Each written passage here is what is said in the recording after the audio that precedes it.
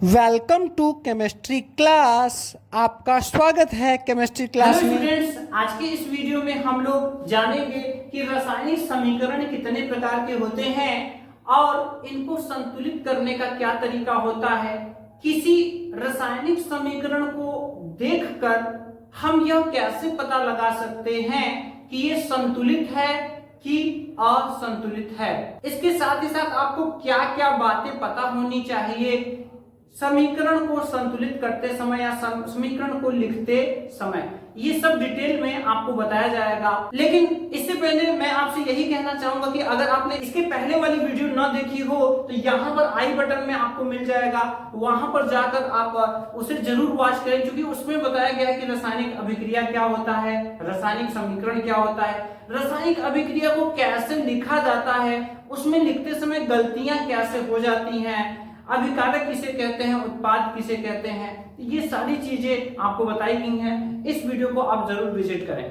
तो चलिए आज की वीडियो को शुरू करते हैं। तो देखिए यहाँ पर रासायनिक समीकरण क्या होता है ये हम लोग जान चुके हैं। अब यहाँ पर देखिए रासायनिक समीकरण के प्रकार, कि रासायनिक समीकरण कितने प्रकार का होता है। तो देखिए रासायनिक समीकरण दो प्रकार का होता है, संतुलित रासायनिक समीकरण और असंतुलित रासायनिक समीकरण। ठीक है, अब ध्यान दीजिएगा, संतुलित रासायनिक समीकरण और असंतुलित रासायनिक समीकरण। अब इसका सेंस आपके दिमाग में कैसे बैठेगा, देखिए यहां पर मैं आपके सामने दो चित्र बना रहा हूं, ये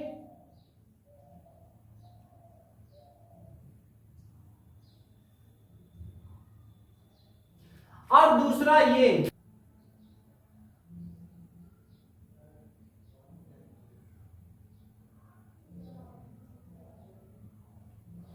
अब आप स्टूडेंट्स बताइए कि इसमें से कौन संतुलित आपको लग रहा है और कौन असंतुलित लग रहा है।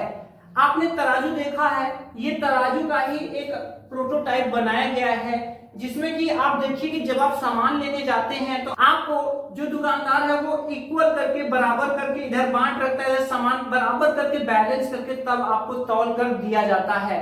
ऐसे ही यहाँ पर अगर आप देखिए कि शुरू में जब कम ज्यादा रहता है तो वो अनबैलेंस्ड रहता है। ठीक है, तो यहाँ पर ये जो रासायनिक समीकरण यानी कि केमिकल इक्वेशन है, ये दो टाइप का होता है। यहाँ पर संतुलित रासायनिक समीकरण और असंतुलित रासायनिक समीकरण, बैलेंस्ड केमिकल इक्वेशन और अनबैलेंस्ड केमिकल इक्वेशन।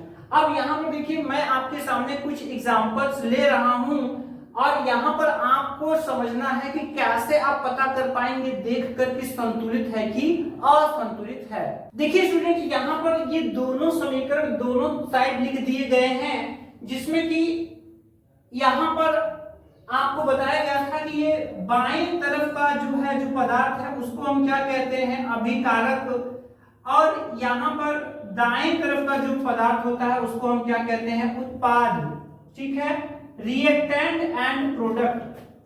ठीक है, तो यहां पर आप दोनों में ही देखिए, तो यहां पर आपको क्या लग रहा है, यहां पर आप देख पा रहे हैं कि यहां C है बाएं तरफ, तो दाएं तरफ भी C है।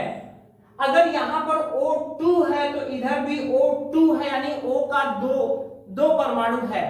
तो यहां हम देख रहे हैं कि जो जो बाईं ओर है वही चीजें दाईं ओर भी हैं, यानी अभिकारक में, उत्पाद में जो तत्व के परमाणुओं की संख्या क्या है, बराबर है।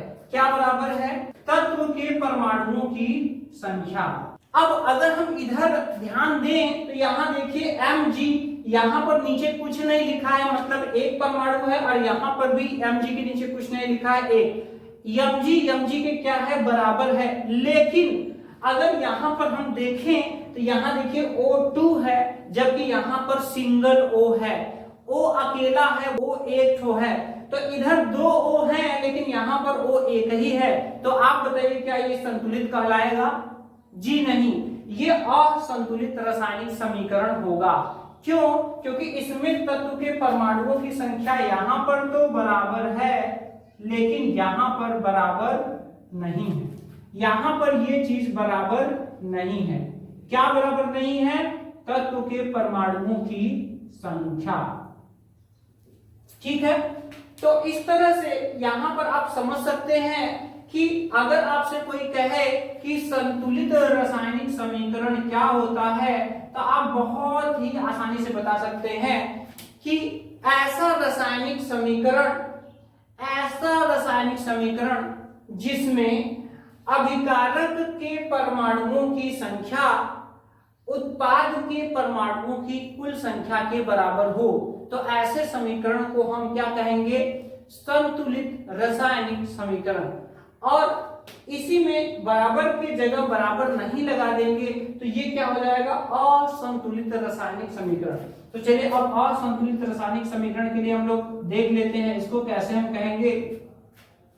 ऐसा रासायनिक समीकरण जिसमें अभिकारक के परमाणुओं की संख्या उत्पाद के परमाणुओं की संख्या के बराबर नहीं है, तो ऐसे समीकरण को हम असंतुलित रासायनिक समीकरण कहते हैं। तो इस तरह से आप परमाणुओं की संख्या देख करके आसानी से पता लगा सकते हैं कि कौन सा संतुलित रासायनिक समीकरण है और कौन सा असंतुलित रासायनिक समीकरण है।